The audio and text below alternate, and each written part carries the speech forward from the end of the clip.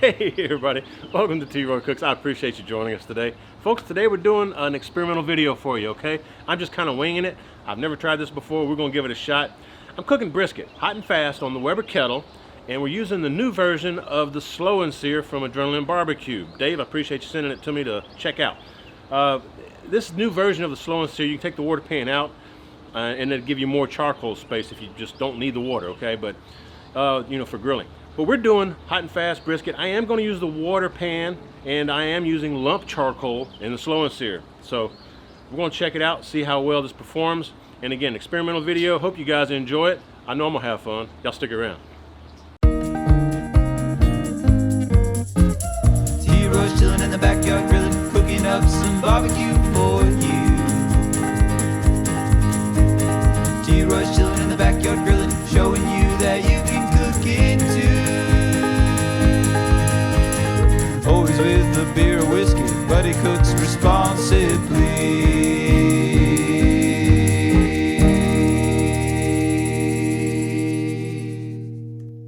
Alright guys, got my 22-inch Weber Kettle here, and this is the new version of the Slow and Sear. If y'all weren't aware of this, the water pan actually comes out now, so it gives you more space to put charcoal if you'd like. Today we're going to use the water pan. Going in there. There we go. There we go. All right. I also have the flat pan, the griddle pan, or the drip pan, whatever you want to call it. It's multiple use. So we're going to put that in. Just like that. Now we got some lump charcoal. Using this Royal Oak lump. This is the XL lump. It's kind of more uniform in size, and it's a little bit smaller in size too, as you can see here. Get all that out of my water pan here. I'm gonna boil me some water. Make sure you put hot water in this thing because it'll relieve the stress. I mean, if you pour cold water in here after the coals are lit, it's gonna put a lot of stress on the metal, and it's gonna eventually get some fatigue in it and wear it out. So little helpful hint there. I got some of these tumbleweed things. We're just going to put one at each end. Light them up.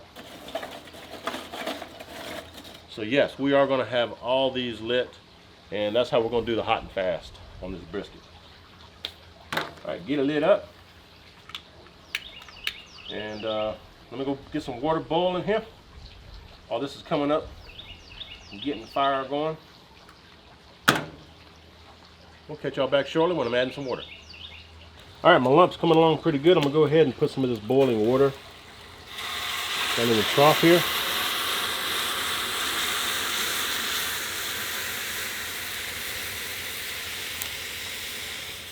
And I'm going to leave about an inch from the top.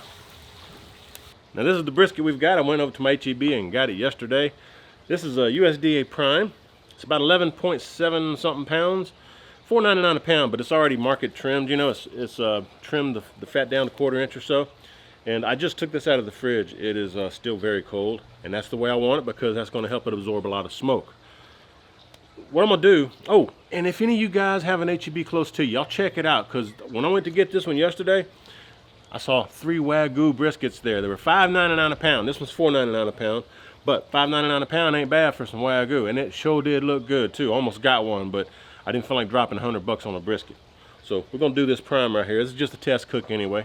I'm gonna take this inside. We're gonna cut it out of the cryovac. We're gonna pat it dry with some paper towels, throw a little Worcestershire on there. And I'm using, for a rub, I'm using this rub by Veterans Q Barbecue. They make some great rubs, y'all. Seriously, veteransq.com, I believe it is. Yep, veteransq.com. I'll put a link down below. All of their proceeds go to help veterans, okay? They donate all their proceeds to veteran charities and organizations. So y'all check them out. They have some really good stuff. And I haven't tried the beef, so we're going to try it out. Anyway, let me get all this set up. We'll be right back.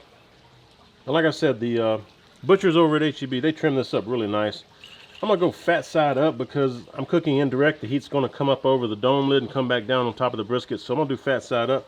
So we're going to do this meat side first. Just throw a little Worcestershire on there. And we're going on with this Veterans Q barbecue rub. I'm telling you folks, all their stuff is really good. Put that Worcestershire all over that. There we go. And I'm not trimming this thing up any further. I mean, you could. Y'all see on the other side, it looked like it could use some trimming, but I'm not going to. It's just me and Karen basically eating here, and I ain't worried about it. Just a little backyard barbecue. All right, I think my pit is up to temp. There we go. All right, my coals are kind of dying down a little bit. I got both the vents halfway open right now, so I'm going to open that bottom one up again. There we go. Perfect. All right, open this bottom vent up about 3/4 of the way. Leave it back on. I've got my vent over the meat, and we need to throw some smoke on there. Let me show you what we got. I got some of this Mojobricks here. This is the hickory flavor. These are barbecue cubes. They have different sizes. You've seen me use these before. I love these things. They work really, really well. They come in these nice tied Ziploc bags that keep them nice and fresh. Oh, I need to lift that up. Hang on, y'all.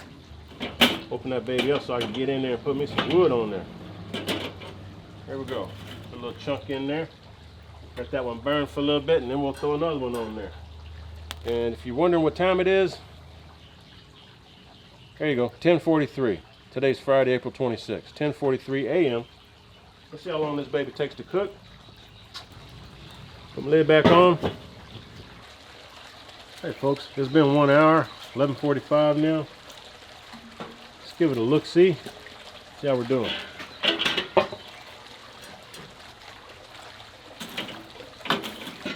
Still do have some lump charcoal down there, but we're getting a little bit low. I'm gonna go ahead and add some more lump. And I'm also going to put another one of these Mojobricks on there. I'll go ahead and do that first. All right, let me reload this, and we'll just keep cooking, man. It's looking really good, getting a real nice color on it. I don't think I need to flip it around or anything. It's looking real nice. We'll bring y'all back in a little bit, check on it again. We're back, and it is it's 1:43 p.m. now, so it's been right at 3 hours since we put that brisket on. What I'm gonna do is go ahead and wrap it. Let's put me some gloves on so I can grab that brisket. I got some heavy-duty aluminum foil here. It's just basically one long sheet. I folded it in the middle, as you can see. Oh, about 1.5 hours in, I did go ahead and refill this water with some more boiling water. Now this, again, it's been on 3 hours, so this should be pretty close, if not already, in the stall. Move that back just a little bit so we have some room to fold it up. So we're gonna leave the fat cap up, all right? And bring this over here and make us a little pocket. Just like so. Take my gloves off here real quick.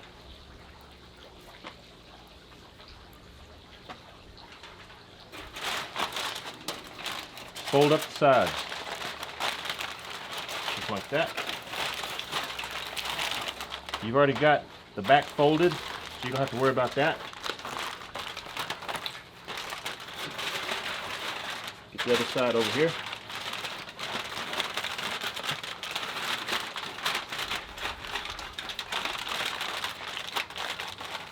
Give it a good double fold, that way you're not going to lose anything. Plus you want the foil to be kind of tight around the brisket. Alright, so we got it there. Now, we've got an opening here. I don't have any beef broth, but welcome to use beef broth. I'm just using plain water. Maybe 1/2 cup or so. Finish folding up the sides here. Just like that. We're going to put this baby back on. That side up. Just like that. In fact, I'm going to go ahead and rotate it. I haven't rotated it the whole time. It's been cooking the same position the entire time. Now I'm going to go ahead and add a few more charcoal, lump charcoal to this. The water's still boiling over here. And And this is 3 hours in. This is just the third time I'm having to add, I'm sorry, the second time I'm adding charcoal. So I had the original load, and then this is the second time I'm putting more on there, just to kind of keep it going. I'm gonna go ahead and put a meat probe in here.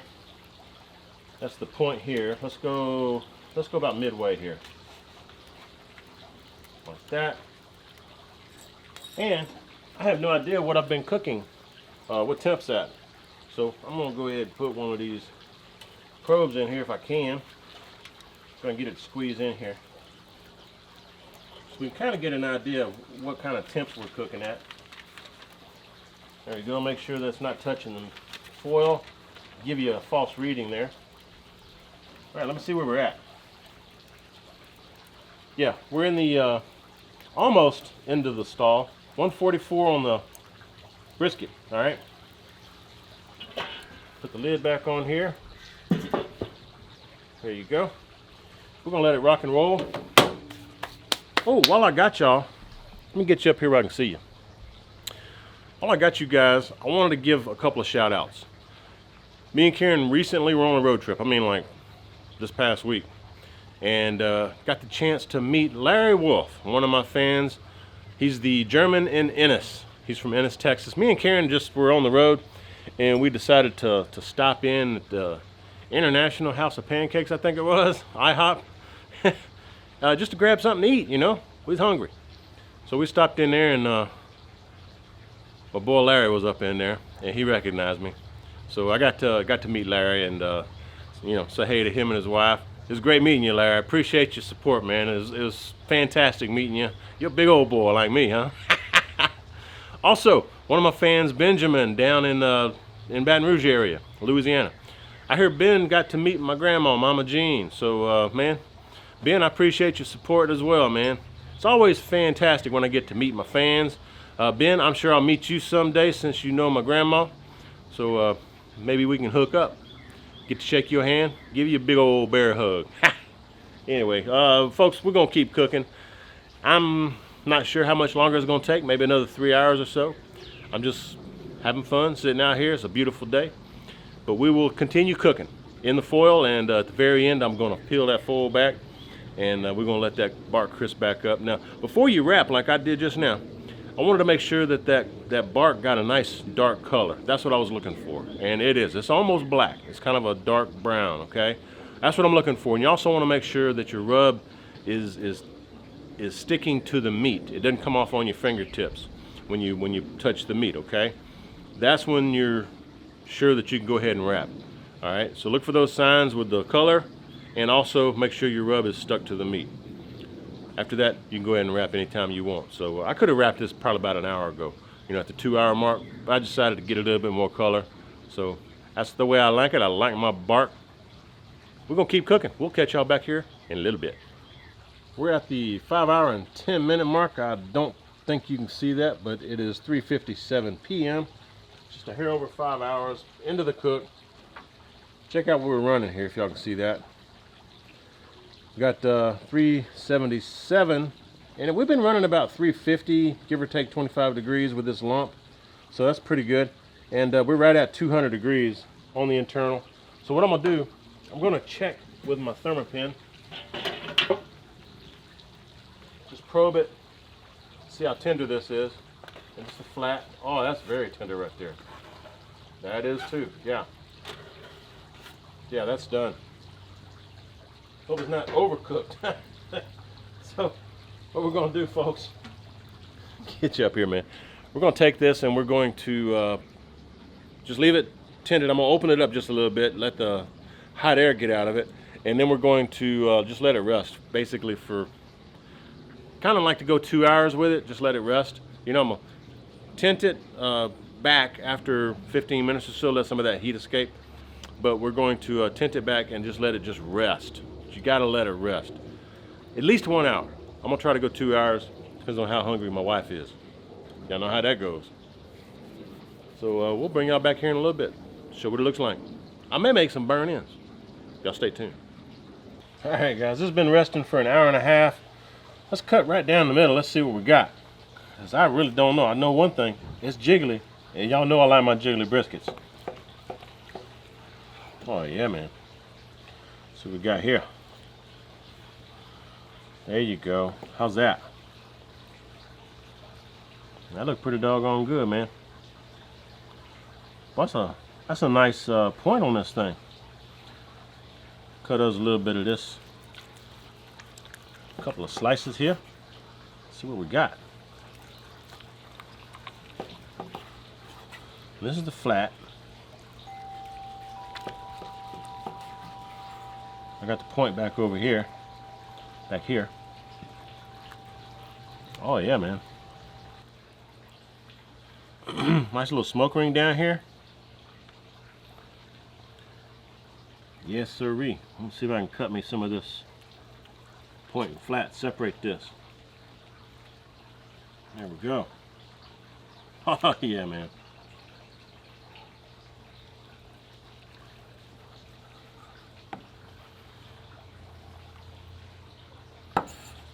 There we go.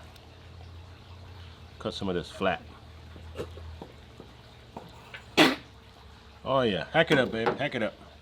There you go. That's what you're looking for, right there. Oh yeah.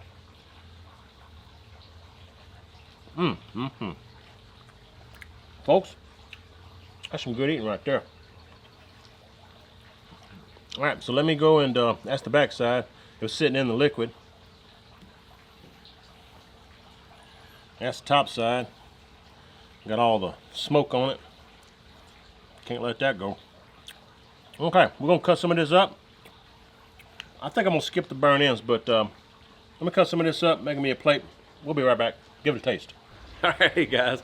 This is take two. I've already been sampling on this thing, but I'll tell you what, man. See that bark on this thing? That's a nice dark bark. Love that. That's why I held, 3 hours. 3 hours before I wrapped it, because I wanted that nice dark bark, and it's crispy too. All right. The bottom didn't turn out so good, but the top, nice and crispy. Love that. Let's give it a shot, see what it tastes like.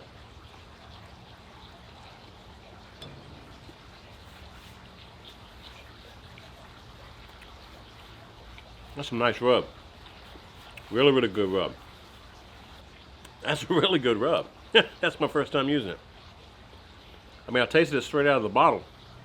Man, putting it on some beef, throwing it on your smoker, that double thumbs up, man. That's good stuff. This is just a test cook, folks. I hope you enjoyed this. I hope that you can take some of the knowledge that you saw in this video, put it towards your own cook. That's why I made this video. I'm very impressed with using the lump in the slow and sear. All right. Only had to load that slow and sear twice after I put the initial load in there. It worked fabulous.